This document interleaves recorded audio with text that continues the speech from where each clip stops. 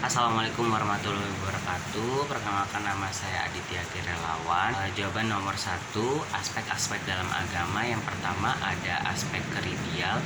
Aspek keridial menyangkut doktrin-doktrin teknologi. Jadi dalam pokok ajaran Islam biasa disebut sebagai akidah ajaran dasar. Yang kedua ada aspek ritual. Aspek ritual berarti tata cara menjalin hubungan dengan Tuhan atau dalam bahasa disebut ibadah. Yang ketiga ada aspek moral. Aspek moral berarti aturan berperilaku individual yang baik dan benar. Dan yang keempat ada aspek sosial. Aspek sosial berarti mengatur hidup dalam bermasyarakat. Nomor 2, contohnya seseorang boleh melakukan atau melaksanakan sholat sambil berbaring, duduk, atau bahkan isyarat kedipan mata. Sekalipun bisa memang fisiknya tak memungkinkan untuk bisa sholat sebagaimana bisanya. Nomor 3 ada 3, yang pertama akidah, yang kedua syariah, dan yang ketiga ada akhlak. Yang pertama akidah. Akidah adalah ajaran Islam yang berkaitan dengan kenyataan, karenanya dalam penggunaannya akidah sering disebut sebagai keimanan.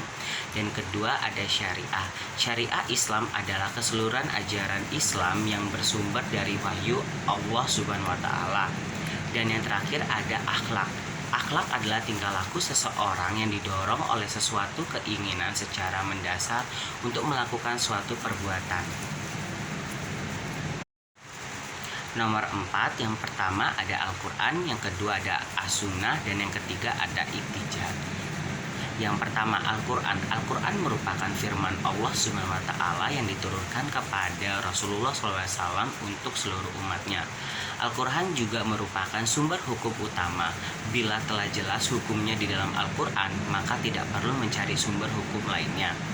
Dan hukum dalam Al-Quran sifatnya kekal dan dapat dianggunakan hingga akhir kiamat. Dan yang kedua ada As-Sunnah atau hadis.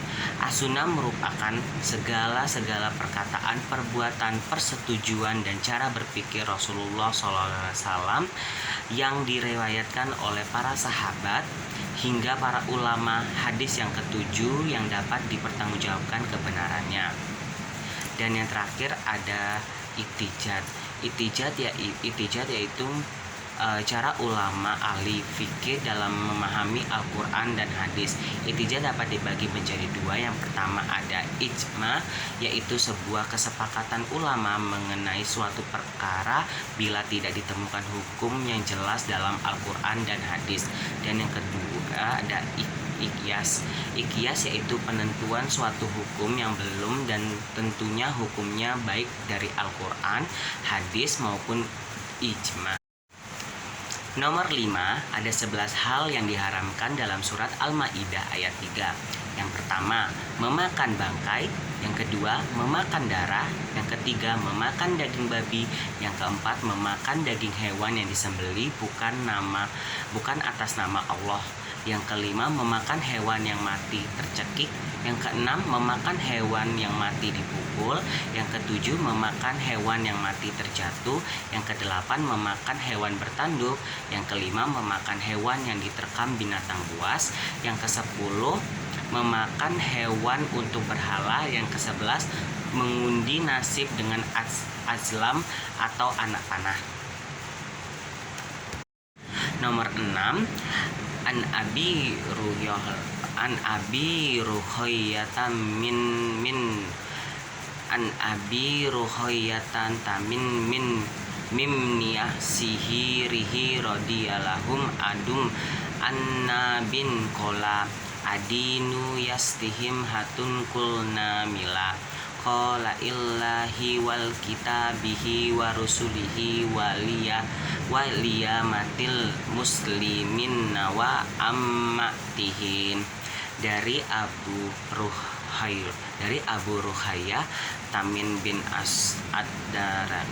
Andari radhiyallahu, ia berkata bahwa Nabi SAW bersabda, agama adalah nasihat. Kami bertanya, untuk siapa? Beliau menjawab, bagi Allah, bagi kitabnya, bagi Rasulnya, bagi pemimpin-pemimpin kaum muslimin, serta bagi umat Islam umumnya. Hadis riwayat Muslim nomor 55.